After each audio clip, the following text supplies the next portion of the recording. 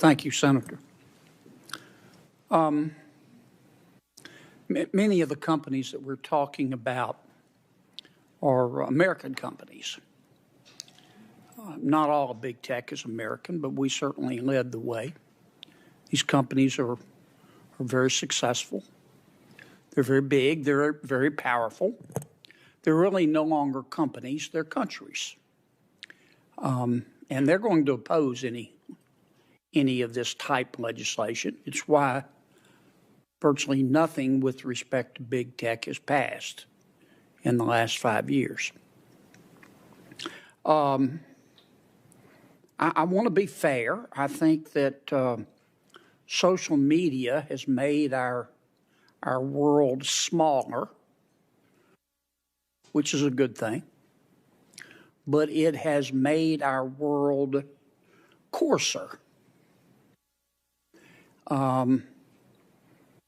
And if I had to name one fault, it wouldn't be the only one, but I would say that social media has lowered the cost of being an a-hole.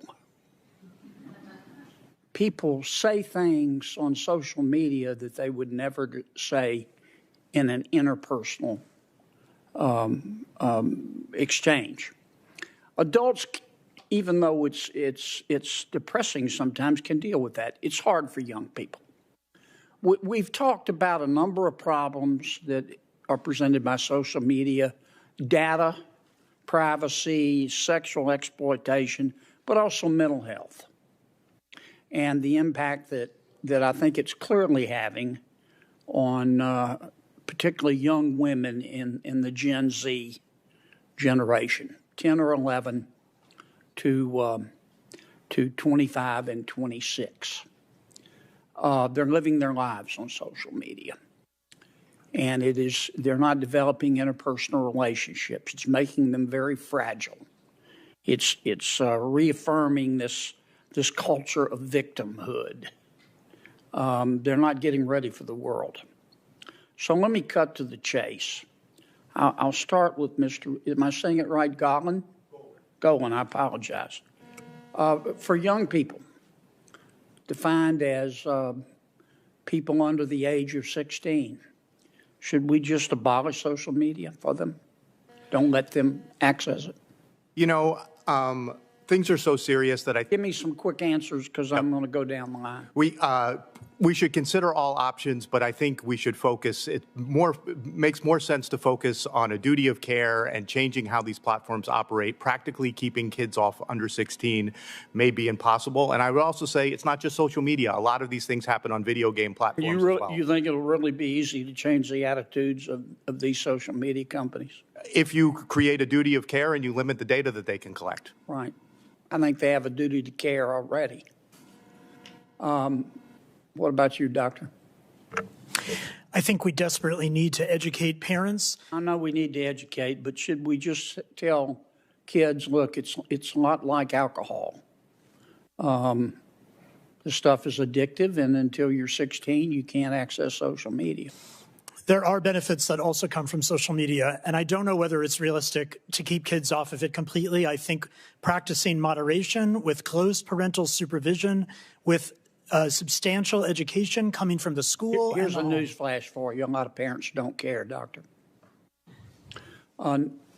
Mazzaro? Yep, Senator. Basically, there should be something. If I bought a phone tomorrow, there should be at the very least, a terms of agreement. I can't even access that phone until I go through a 3-minute or 5-minute video. Okay. Mr. Laney?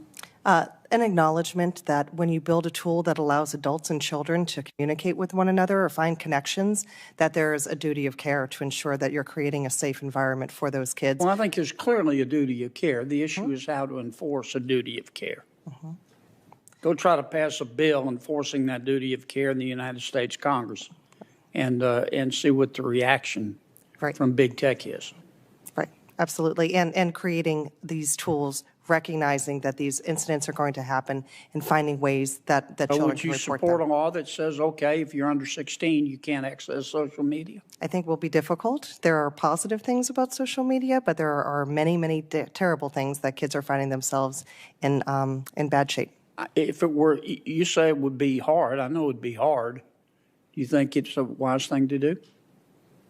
I believe if the tools are designed properly, there could be benefits. Okay. I don't have my glasses on. Yes, ma'am. Your answer, please. Yes, Senator. I have not spent a lot of time thinking about specifically the right age to enter because I do not think that it addresses the fundamental question we must answer, how to create online spaces that are safer when kids decide to enter. Because I can tell you that these age Is that a no? Is that sorry, Senator? Do you think we should prevent kids under the age of 16 from accessing social media? I think that we should spend more time looking at how to make those platforms safer because kids will circumnavigate age restrictions.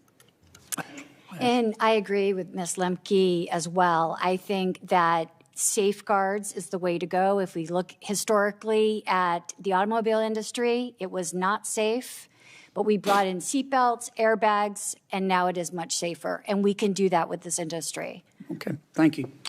Senator Klobuchar. Thank you very much, Mr. Chair. So thank you so much. This has been an incredible hearing. And as you know, I'm involved in this issue. I thank Senator Blumenthal and for his work and Senator Blackburn and so many others. So I would agree we need rules of the road. We need rules of the road for everything from the what we're talking about here for kids to privacy to competition because there's just no rules of the road. As Senator Kenedy has expressed, we have tried in many ways and passed a number of bills in this committee. I believe one of these days they're going to start to pass because the social media companies have stopped everything in their tracks that we have tried to do. And I think it is important, I guess I would start with that, that they are companies and they are media corporations, basically. And I try to explain to people that if you put something online or put it on one person does it, that's bad, that's one thing. But or if you yell fire in a crowded theater, okay, that's on you. But if the multiplex were to take that yelling fire and put it in all their theaters with an intercom so everyone could hear it, that's a whole nother thing. And that's a problem that hasn't been solved when it comes to these companies. They are profiting off the repeating of this information and the spreading of this information. So, Mr. Golan, I just ask you this. In addition to setting the rules of the road that we want to do, when we talk about auto companies and all of these other areas, at some point people have been able to sue them for problems. And right now these companies are completely immune. Do you want to get at that and talk about your views on that? Yeah, I think that's a huge piece of the equation is the ability of parents and young people themselves to hold these companies accountable. You know, Kristen talked about her lawsuit being thrown out. We work with Tawana Anderson, whose 10-year-old daughter died after attempting the viral choking challenge, which TikTok put into her For You feed. It's not something she was searching for. TikTok's decided that this was the piece of content that would be most appealing to her at that time. And their case was thrown out of court for Section 230 reasons as well. Right. So, okay, I just want to make that clear. The rules are good, but I'm telling you, if you just pretend that they are a loftier than any other company class that can't be sued for anything, we're never going to get a lot of these things done. So let's be honest about that. The Respect for Child Survivors Act.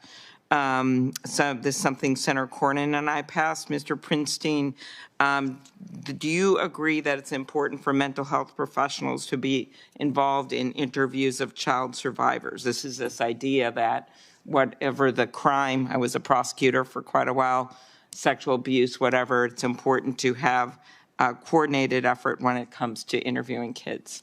Yes, absolutely. There's a clear psychological science around how to do that in safe and appropriate ways. Thank you. The issue of eating disorders, I'll go back to you, Mr. Golan. Studies have found that the eating disorders have the highest mortality rate of any mental illness. I think that surprises people. I led the Anna Weston Act, and last year, of course, thanks to Senator Blumenthal, we heard, and Senator Blackburn, from Frances Haugen, the Facebook whistleblower, about Instagram's own internal research on eating disorders. You talk about that connection between the internet, eating disorders. Do you want to quickly comment on that connection and why that should be part of our focus here?